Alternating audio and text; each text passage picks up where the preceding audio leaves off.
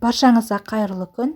Бүгін үлпілдек болып пісетін шарлотканың рецебімен бөлісемін. Менің видеомды соңына дейін қараңыз. Ең бірінші алманы жуып, қабығынан тазалап аламын.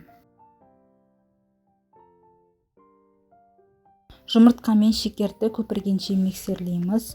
Разрыхитель ұнды електен өткізіп араластырамыз.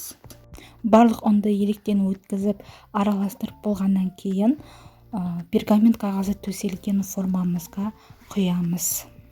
Енді жайлап пешімізді қосып қоямыз.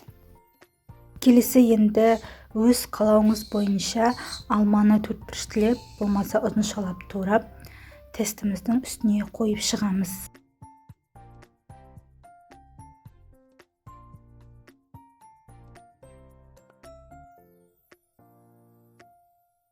Келесі енді қызып тұрған пешке 180 градуста 35-40 минут пісіріп аламыз.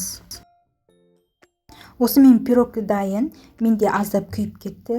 Пешті қарап отыру керек. Үстіне қаламызша сахарный пудра сепсеңіздер болады. Келесі енді пирогты кесіп, ортасын қарайтын боламын. Видеода көргендеріңізде пирог нәзік, жып-жұмсақ болып піскен. Дәл осы рецептпен сіздерге де жасап көруге кеңес беремін.